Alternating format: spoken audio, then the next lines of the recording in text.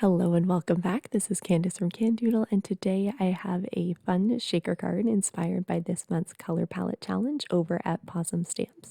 So let's get started. So I'm going to start off today with my stamping, and I'm using the Sweet Cupcake stamp set, which is one of my all-time favorites. And I'm going to stamp down one of the cupcakes and one of the little candies from it. And then I'm just going to double stamp that candy, so I have two of them, so they'll go on each side of the cupcake. And then while I have my Misty out, I did want to do my sentiment, which is going to be from the Macarons stamp set. And I always do this when I don't have colored paper that matches this color scheme that I'm going for. I just kind of color with a Copic marker down on the paper and then let it dry. And then I'm going to come in and white heat emboss that with some Versamark ink, and then it's going to perfectly match our coloring.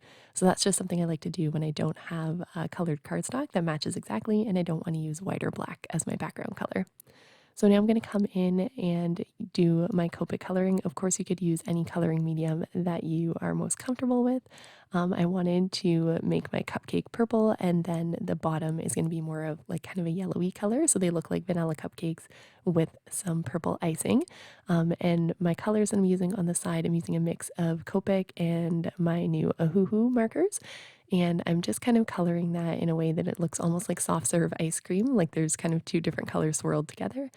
And then for the smaller candies, I use the same purple colors, but you can see I also added some RV, and that's kind of just to add an additional hue to the coloring, which gives it a little bit more of a reddish pinky purple, but it still is going to match my other purples because I use those as well. So that's really nice about Copics and alcohol markers in general, is that they kind of build on top of each other rather than being opaque, so you can kind of add different hues. So once that was done, I am going to move on to assembling the shaker bit of my card. I did cut out two frames, but I only ended up using one of them, which you'll see later. And then I cut out some craft foam that's going to fit nicely behind the frame.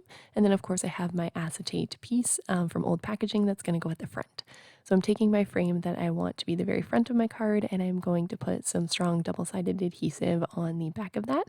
I'm just using double-sided tape, and then I'm going to take my piece of acetate and stick it down. So that's going to be the very front of our shaker card, and I'm very careful to make sure that that's nice and stuck all around. And then I decided I didn't actually need my second frame, so I put it to the side, and I am going to come in with the craft foam and again use my double-sided tape to stick that down. I like using craft foam instead of foam tape when I have kind of these weird shapes. I just find it is more sturdy as well if this is something you're going to put through the mail. And then I'm just seeing how all of that is going to go together. I did adhere my cupcakes and sentiment down to the front of my acetate. That way I didn't have to fiddle with them once the shaker was already built. And then I'm coming in with my sequin mixes. So this is the Butterfly Kisses sequin mix. And then sometimes I just add a few extra sequins from my stash just to make sure it's nice and full. And then we're going to come in again and stick that down with some double-sided tape. And that is our final shaker card.